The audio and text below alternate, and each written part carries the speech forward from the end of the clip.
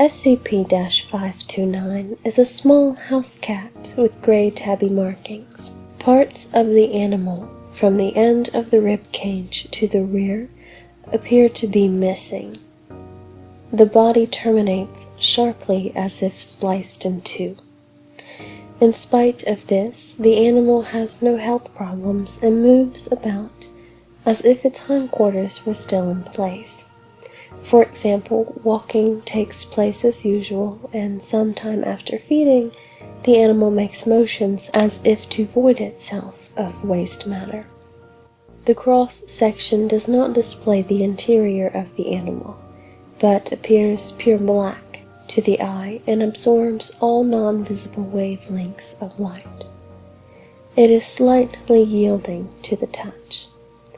Gentle stroking of this area sometimes yields a positive reaction, purring and so on, but more usually leads to the creature turning on the agent, claws at the ready. Those scratched have experienced no abnormalities. The hind regions do not appear to be invisible. A cursory examination will show that there are no hindquarters.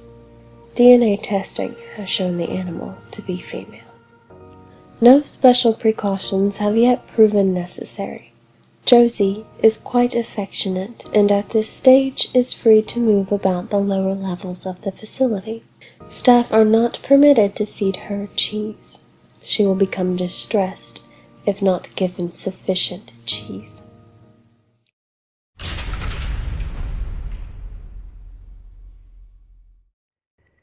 SCP-085 is the result of an experiment conducted between SCP-067 and SCP-914. Using SCP-067, test subject drew a single female figure about 15 centimeters or 6 inches in height and 3.8 centimeters or 1.5 inches wide in a summer dress with long hair with the name Cassandra written underneath. Dr. proposed using SCP-914 on various settings on images created by SCP-067. Using the Find setting, the Cassandra sketch was transmuted into her present form. A sentient, black and white, animated young woman drawn in clean strokes. Further attempts to duplicate this result have been unsuccessful. SCP-085 prefers to be called Cassie. She's completely sentient and, as of aware of her 2D form and her limitations in a 3D world. Although her voice is inaudible, she has learned to communicate with SCP Foundation personnel through sign language and writing. SCP-085 may be communicated with by writing text on the paper she exists on. Personnel report that she is amicable and motivated, albeit lonely. SCP-085 can interact with any drawn object on the same page as if it were real. For example, she is able to wear drawn clothing, drive sketched cars, and drink painted beverages. Except for animals and people, any drawn object becomes animated when in contact with SCP-085, but immediately ceases and holds position once out of contact. Artwork initially depicted as in motion, such as ocean waves and swaying trees, animate to an equilibrium state and stay at rest until acted upon by SCP-085. SCP-085 has also demonstrated the ability to transfer from one sheet or image to another as long as the two are flush. In the event SCP-085 enters a picture that does not support drawn objects, such as a repeating pattern, the picture is converted to a background image. SCP-085 perceives the picture as an endless plane of the image drawn upon it. At the present time, SCP-085 can only exist upon paper or canvas surfaces. SCP-085 cannot transfer onto photos, cardboard, glass, or parchment. When entering other pieces of art, SCP-085 takes on the artistic style of her new environment. In comic form, her voice is visible as thought and voice bubbles around her head in typical comic fashion, and as she moves between panels, the perspective and her relative size are altered appropriately. Incident 085-A. Prior to SCP-085 was unaware of its status as a two-dimensional object in a three-dimensional world. Prior security protocols required that SCP-085 be kept unaware of its true nature in order to prevent psychological distress. This deception was quickly broken following an incident where an SCP Foundation researcher accidentally brought a hard copy of SCP-085's Special Containment Procedures report into the containment facility and allowed it to contact the artifact's current location. SCP-085 transferred onto the document before the researcher could remove it and was immediately made aware of its true nature. Because of the containment breach, several researchers advocated immediate destruction of the artifact. This decision was appealed to the O5 Council, which, in a decision, advocated for SCP-085's continued existence. Since the revelation of her true nature, observers have noted that SCP-085 has begun to show signs of clinical depression. Psychotherapy has been proposed, but the nature of the artifact's state of existence may make it difficult. Some success has been had by providing SCP-085 tangible means to distract herself from her condition. In addition to the aforementioned optical illusions, SCP-085 expressed particular interest in a set of technical drawings for a 1964 Ford Mustang convertible. SCP-085 is to be contained in a single chalk-white bond drawing pad in a secure containment facility. Supervised contact with SCP-085 is unrestricted to all personnel with Level 2 access. All personnel coming into contact with SCP-085 are subject to searches and random psychoanalysis upon entering or leaving the containment area. Absolutely no paper or canvas media are allowed to exit SCP-085's containment room.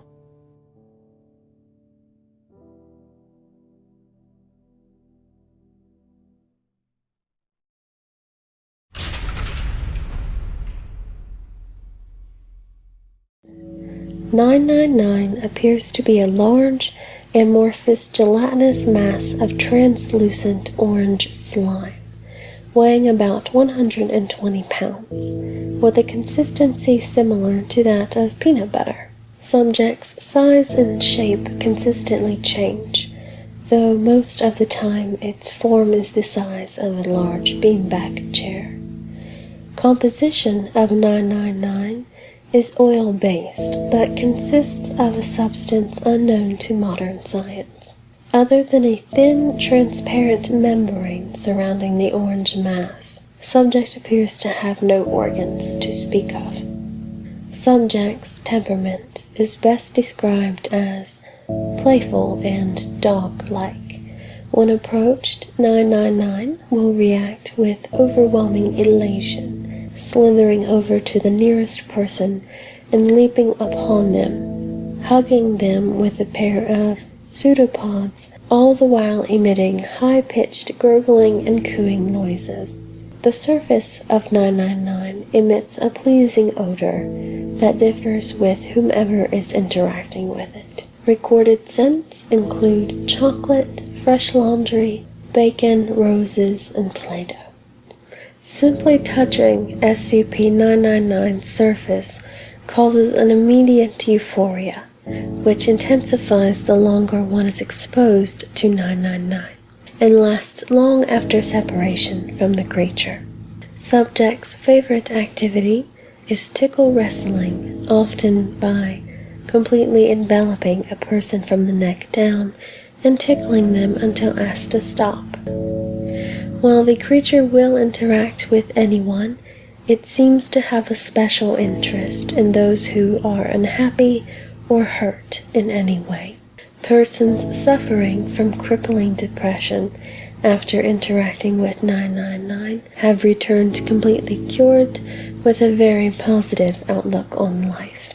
The possibility of marketing 999's slime as an antidepressant has been discussed. In addition to its playful behavior, 999 seems to love all animals, especially humans, refusing to eat any meat, and even risking its own life to save others. Subject's intellect is still up for debate, though its behavior is infantile. It seems to understand human speech and most modern technology, including guns. The creature's diet consists entirely of candy and sweets, with M&Ms and Necco wafers being its favorite. Its eating methods are similar to those of an amoeba. Now playing Addendum SCP-999-A. Reminder to all staff, SCP-999 is not to consume caffeinated soft drinks of any kind. Last week someone gave SCP-999 a can of cola along with its usual breakfast. Not only was it literally bouncing off the walls for half an hour, the carbonation made SCP-999 visibly queasy afterwards, and it refused to move or eat for the rest of the day. SCP-999 has thankfully recovered since, but the staff member in question has been reprimanded. End of recording. 999 is allowed to freely roam the facility, should it desire to, but otherwise must stay in its pen. Subject is not allowed out of its pen at night or off facility grounds at any time. Pen is to be kept clean and food replaced twice daily. All personnel are allowed inside 999's holding area. Subject is to be played with when it is bored and spoken to in a calm, non-threatening tone.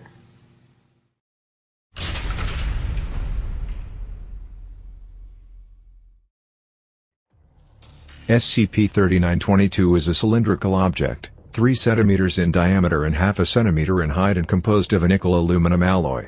On one side, the object has been engraved with an insignia of 3 crescent moons in a row. On the other, the word, Reassurance, has been engraved. It was purchased at a garage sale in Kenosha, Wisconsin, by an off-duty Foundation field agent in 2017. It had been described by the owner as, some kind of morality filter for TV. After confirming the anomalous properties of the object, the agent turned the object over to the Foundation for containment and research. When placed within 1 meter of a television set or a computer, SCP-3922 will significantly alter the content of any fictional films, TV shows, online videos, or commercials, usually through the addition of actors in padded combat uniforms and gas masks. These additional elements, classified as SCP-3922-A, will impede and/or punish any and all perceived crimes committed by the cast. The severity of this punishment is always reflective of the age rating of the video. Instances are capable of appearing in live-action and animated works, often taking on the particular animation style of the latter.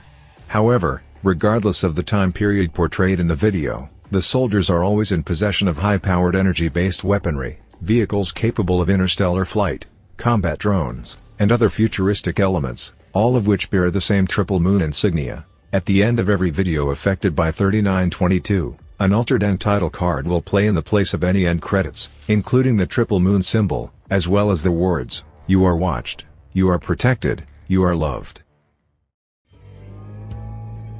Breaking Bad, Season 2 Episode 9, 4 Days Out. After Jesse Pinkman calls Skinny Pete a second time and learns that the latter is unable to find where he and Walt are stranded in the desert, 2 helicopters with the 3 moons insignia on them approach Jesse, Walt, and the RV from a distance.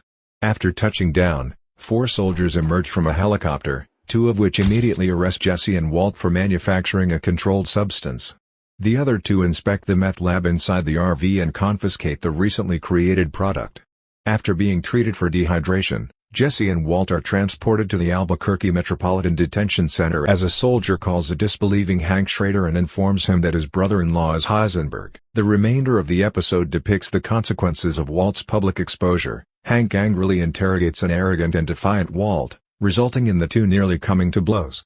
Starting at the halfway point of the episode, a separate subplot chronicles Saul Goodman's law firm being shut down for his illegal activities, though Saul himself manages to evade capture by 3922 or the police and vanishes from Albuquerque.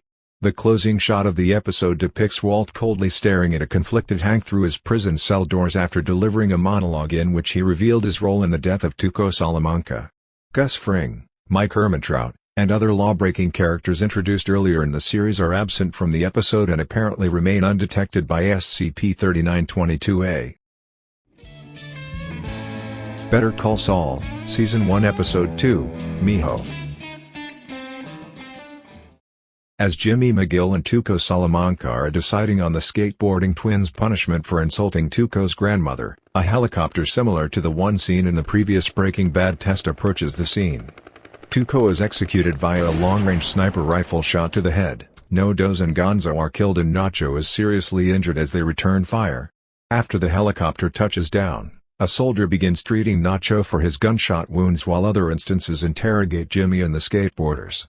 Although initially planning to arrest all three of them for financially motivated scams, Jimmy successfully persuades the soldiers to not take any action, arguing that he saved the twins from a worse punishment from Tuco and that they will be scared of the soldiers for the rest of their lives. Additionally, he claims his attempted scam of the Kettlemans was my homage to Robin Hood, and that he planned to donate their embezzled money to a local charity after stealing it. The soldiers let all three of them off with a stern warning to refrain from any future criminal activities, even with altruistic motivations, and exit the scene after loading Nacho into the helicopter via stretcher. No instances of SCP-3922-A demonstrated recollection of the previous Breaking Bad test. Additionally, this marks the first known occurrence of 3922-A retracting on their planned punishment after persuasion from a character. Death Note, Episode 1, Rebirth.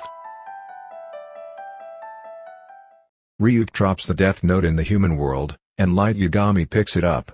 As Light picks up the Death Note, an SCP-3922-A instance appears in front of him, introducing himself as a member of the Three Moons Initiative. He explains to Light the dangers of the Death Note and how its use can lead to catastrophic consequences. The soldier instance offers Light the option to surrender the Death Note to them, assuring him that it will be safely contained and that the initiative can assist him in finding other ways to make the world a better place.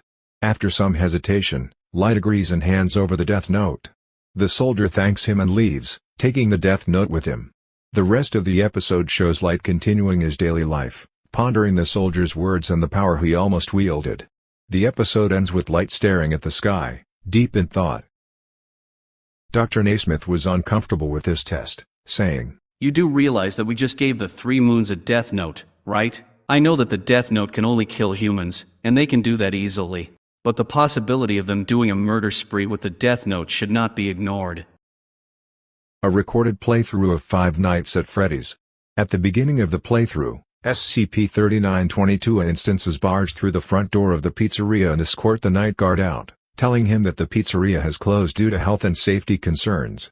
A man wearing a purple outfit is seen being arrested for the murder of several children by other 3922-A instances.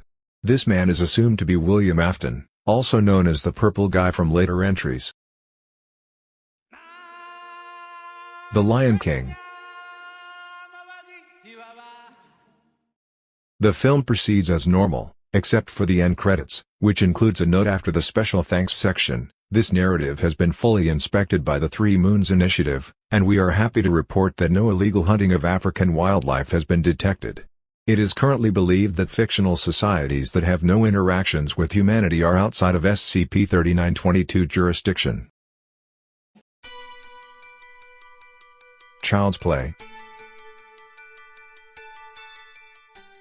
During the opening scene when serial killer Charles Lee Ray escapes from the police, as Ray turns the corner to get into a car, a missile is fired off-screen, destroying the vehicle. Then multiple instances of SCP-3922 appear and chase after him. Despite his surrender, the instances begin to fire multiple shots, eliminating Charles Lee Ray. However, the instances continue to fire for an additional hours, causing significant damage to the surrounding area. The movie ends with a fade to black with the typical of Three Moons insignia. Site-19 cafeteria security footage. Of note is that at p.m.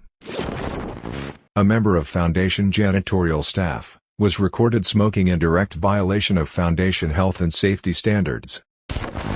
It has since been reprimanded for this action. There were no changes from the original footage. SCP-3922 appears to have no effect on non-fictional recordings.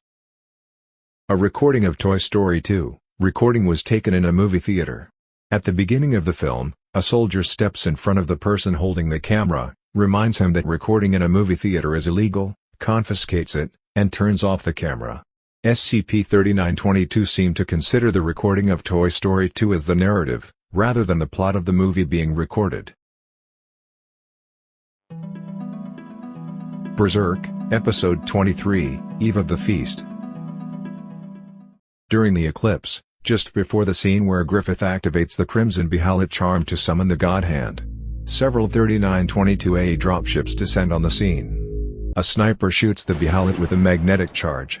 The Behalit forms a face that proudly sings the opening lines of Homo sapiens Invictus, anthem of the Three Moons Initiative, causing Griffith to disappear. 3922A troops forcibly escort the remaining members of the Band of the Hawk to safety. The leader of the detachment, identifying herself as General Spiegel, offers a statement to the bewildered survivors. Provisional aid will be supplied for the time being. However, more time will be needed to prepare for wider-scale corrective action in Midland and the surrounding jurisdictions, on the grounds that, pardon my language, I have no fucking idea where to start with this hellhole. The DVD of the episode also included a special deleted scenes section, along with a new scene labeled, Dinner with the Kids, consisting of a 6-hour cut of Griffith being mauled by several unidentified arachnoid entities. A Christmas Carol, 1951. During the course of the film, instances of SCP-3922A are seen in the background, hidden from the characters, including the omnipresent ghosts of past, present, and future. Before the end credits, as Scrooge sits at his desk, a soldier approaches him, holding a letter. After a cry of alarm from Scrooge, he reluctantly accepts it. The soldier then leaves the room. After Scrooge opens the letter, the camera cuts to its contents, which detail that while Scrooge's actions were legal, the morality of said actions prompted them to observe and eventually capture him. However, due to recent events coming to light, the arrest was called off, in favor of letting you redeem yourself. You've suffered enough as it is. The film ends with the camera zooming in on the signature at the bottom of the letter. Morals appear to play a factor in determining if instances of SCP-3922A will carry out the arrest and punishment for an individual's crimes, even if they are considered legal. SCP-3922 is to be contained in a standard containment locker at Site 59. Requests for usage and research may be forwarded to Director Naismith.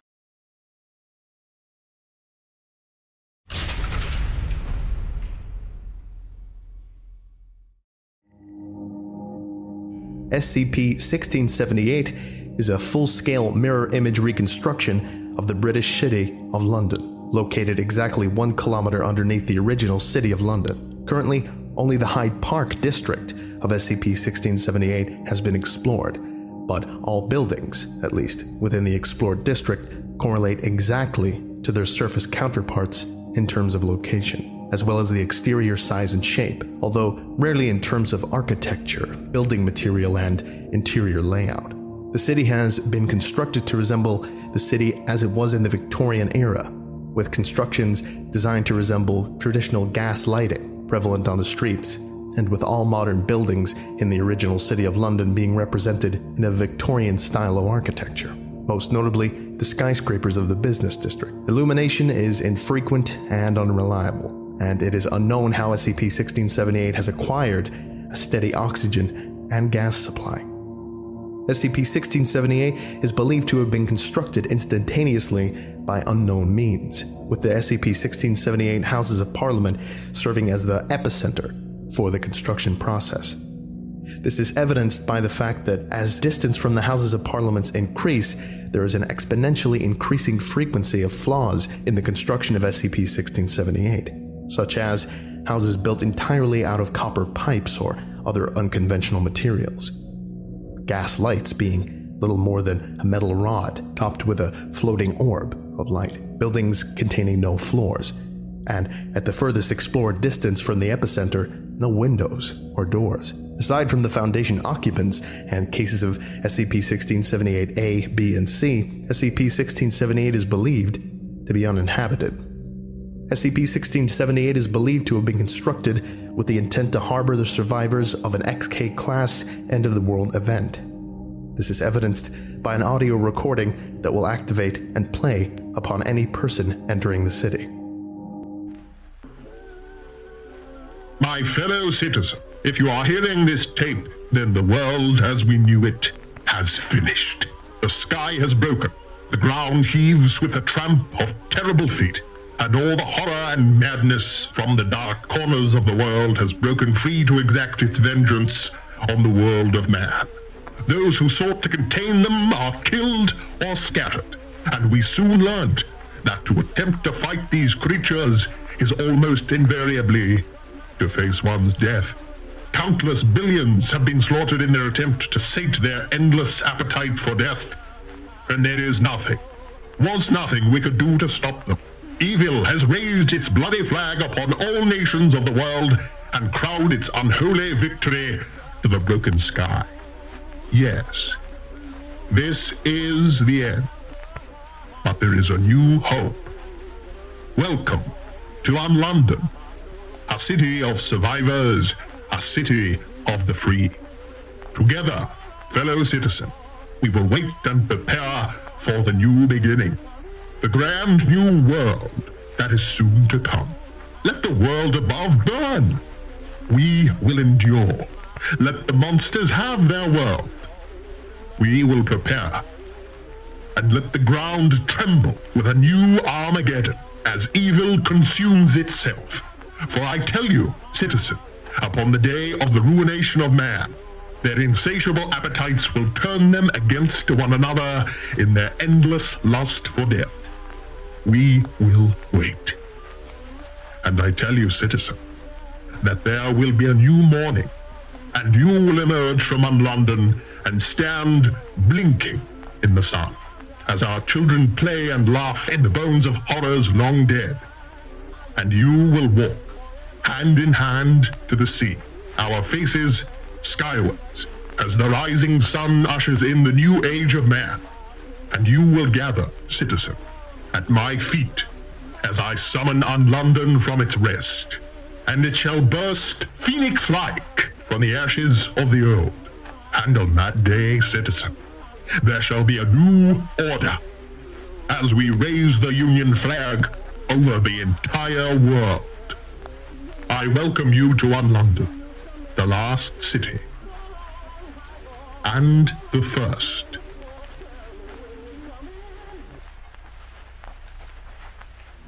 Most explored buildings within SCP-1678 appear to have been outfitted for the purpose of extremely dense inhabitation, with closely grouped steel bunk beds, a common feature in any building suitable for the purpose.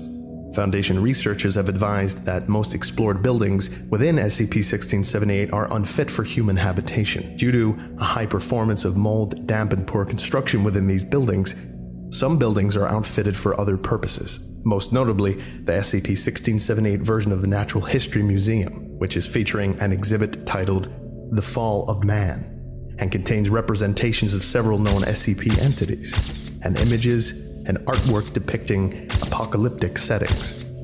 The key threat posed by SCP-1678 is by entities referred to in some SCP-1678 audio recordings as bobbies. Bobby is known to be a Victorian-era British slang term for policeman, henceforth referred to as SCP-1678-A. These entities are constructed out of human corpses, crudely dismembered at the head, wrists, knees, and elbows, and reassembled using industrial hinges and screws. The head is always wrapped in bandages. They are dressed in a uniform similar to Victorian-era police and are extremely hostile towards Foundation personnel, attacking them on sight with improvised weapons. These attacks are always preceded by SCP-1678-A emitting a noise similar to that of a policeman's whistle, and all loudspeakers within 100 meters emitting the audio recording, "Police, halt, criminal." Instances of SCP-1678-A are extremely resistant to damage, with only high-caliber rounds and explosive weapons proving sufficient to destroy them. They are believed to originate from a building named Bryson's Home for the Poor, as evidenced by an inmate-style jumpsuit worn under the uniform. To what extent they interact with other SCP-1678 entities is unknown. SCP-1678-B, also known as Eyes in the Sky. Cases of SCP-1678-B are biomechanical constructs which resemble that of a small avian life form. They are composed of central mass of a red organic matter, stitched together by a copper exoskeleton that resembles a spine and wing bones. The head has been demonstrated to be a small video camera, and remnants of feathers and plastic on the exterior suggests they were once intended to resemble a pigeon. Cases of SCP-1678-B are known to possess no offensive or destructive capabilities. Yet their ability to track task force movements should not be underestimated. As it is currently known, if they are capable of communicating with or summoning cases of SCP-1678-A, cases of SCP-1678-B are relatively simple to contain or destroy. Yet their large numbers makes their observation of Foundation activities extremely difficult to stop. Occasional posters throughout the Foundation explored area allude to their existence. These posters display an image of a small pigeon observing criminal activity beneath the title, "On London's Eyes in the Sky," alongside a small message to the effect that anyone destroying or vandalizing an eye in the sky faces up to 6 weeks in unit. Cases of SCP-1678-C resemble a humanoid figure dressed in rags. They appear to be of old age and are usually, although not always, female. They have always been encountered outside the Foundation-held area. There have been very few direct encounters with SCP-1678-C entities, and it is currently unknown how many cases exist or to what level of threat they pose to Foundation security or safety. Encounters typically feature cases of SCP-1678-C sitting on a street corner with a begging dish, whereupon they will attempt to attract the pity or mercy of any Foundation personnel within their proximity, with pleading or begging for food or money. Supplying a case of SCP-1678-C with food will cause them to begin weeping before dematerializing with a burst of dense black smoke. Foundation personnel are currently under instruction to not interact with them. They are briefly alluded to in a SCP-1678 audio recording. Do not pity the wretch. Allow them to pay the price of their betrayal for all eternity. Remember, citizen, on the day on London rises, I shall reward the loyal, but traitors shall be forever damned. SCP-1678-D is believed to be the primary food source on offer in the event that SCP-1678 receives full-scale occupation. SCP-1678-D is freely and easily available from steel vending machines installed in virtually every building or structure outfitted for the purpose of habitation. The vending machines are upright steel pumps, similar in size and shape to that of a modern petrol pump. All vending machines display the legend, Dr. Goody's Wonder Food, alongside an image of a smiling child enjoying a bowl of SCP-1678-D and text bubbles advising that 1678-D costs just a farthing a bowl, that it contains all the nutrients you need, and completely restores health and vitality. SCP-1678-D is a synthetic starch gel, heavily enriched with various minerals, vitamins, fats, and bulking agents. In addition to this, it contains several unknown molecular structures and various engineered DNA helixes carried within synthetic cellular structures. It has the same consistency and taste as porridge. As advertised, it contains all the nutrients necessary for short-term survival. However, Foundation researchers have advised that over a period of more than 6 weeks, users of SCP-1678-D will become dangerously underweight due to low levels of fat and protein within SCP-1678-D, and are at a strong likelihood of contracting illnesses such as scurvy if survival is attempted by consuming SCP-1678-D alone. SCP-1678-D appears to be purposely engineered to manipulate the psyche of the regular consumers.